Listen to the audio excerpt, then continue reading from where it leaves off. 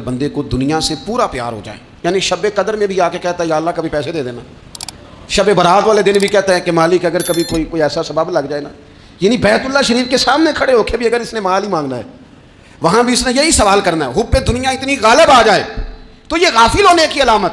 دنیا ضرورت ہے، مقصد نہیں ہے، دنیا کی حاجت ہے، مقصد نہیں ہے، یہ مقصود نہیں۔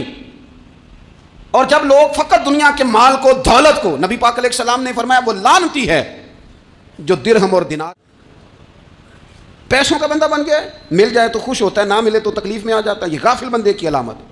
مومن تو وہ ہوتا ہے کہ دولت رزق حلال ضرور کماتا ہے تاکہ کسی کے آگے ہاتھ نہ پھیلانا پڑے، کوشش ضرور کرتا ہے، پر دنیا کو جیب میں جگہ دیتا ہے، دل میں نہیں دیتا۔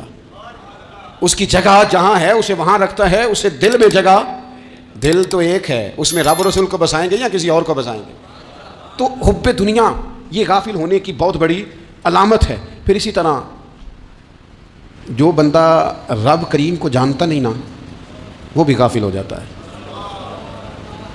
ایک تو جو یہ نہیں نہ جانتا کہ رب کریم سزا دے گا، وہ مجھے دیکھ رہا ہے، اسے ناؤں گاتی ہے، جو اس کی معرفت نہیں رکھتا کہ میرا رب ہر وقت مجھے دیکھ رہا ہے، وہ بھی غافل ہو جاتا ہے۔ جسے پتہ ہونا کہ مجھے دیکھ رہا ہے وہ غافل نہیں ہوتا۔ اور جو یہ سمجھ لیتا ہے نا کہ شاید معاذ اللہ ثم اس یقین کو پکا نہیں کرتا، وہ غافل ہو جاتا ہے۔ اور ایک جو یہ نہیں نہ جانتا کہ رب مہربان کتنا ہے، وہ بھی غافل ہو جاتا ہے۔ مجھے بتائیے سب سے زیادہ تو بندہ اس کے دروازے پہ جاتا ہے نا جو سب سے زیادہ مہربانی کرنے والا ہو، اس دروازے سے بندہ اٹھتا ہی نہیں۔ تو جس کو یہ یقین ہو جائے نا سب سے زیادہ کرم فرمانے والی ذات اللہ رسول کی ہے، وہ کبھی رب رسول سے غافل نہیں ہوتا، وہ کبھی اللہ رسول کا دروازہ چھوڑ کے نہیں جاتا، وہ کبھی کسی اور جگہ جا کے پناہ تلاش نہیں کرتا۔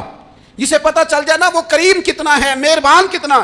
مولا رومی رحمۃ اللہ علیہ فرماتے ہیں بہت بڑا مجرم تھا ایک بندہ، بہت بڑا گناہگار تھا، بت کو پوجتا تھا، تھک گیا، ساری رات بت کے سامنے کھڑا تھا، معاذ اللہ یا صنم یا صنم یا صنم کہتے، تھک گیا، نیند آ گئی، اونگ آ گئی۔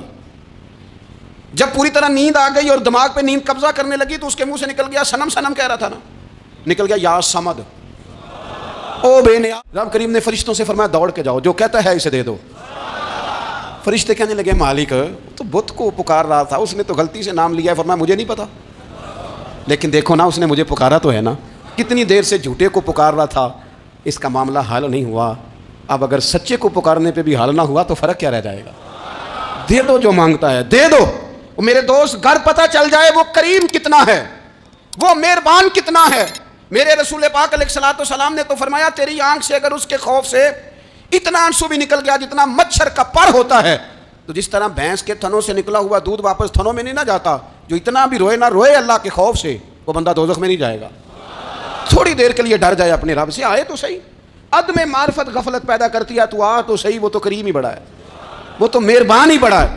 حضرت زنیرہ رضی اللہ تعالیٰ عنہ حضور کی صحابیاں ہیں، مکے کے تھے، مسلمانوں پر بڑی آزمائش کے تھے، انہیں بڑا مارا کفار نے، اتنا مارا کہ ان کی بینائی چلی گئی، نظر آنا بند ہو گیا۔ کافروں کی عورتوں نے تانا دیا کہ تو نے ہمارے بت چھوڑے ہیں نا، تو دیکھنا تیری بینائی چلی گئی۔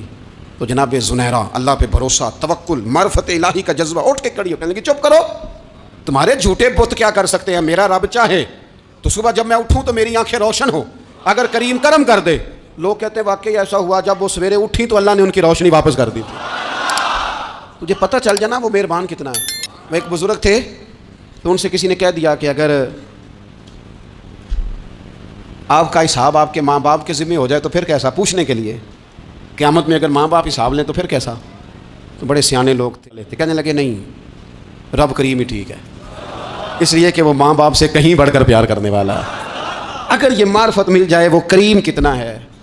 اور جب بندہ پوری طرح اس کی بارگاہ میں آ کے تڑپ جاتا ہے نا، مولا میں جاؤں کدھر، تیرا دروازہ چھوڑ کے جاؤں کدھر۔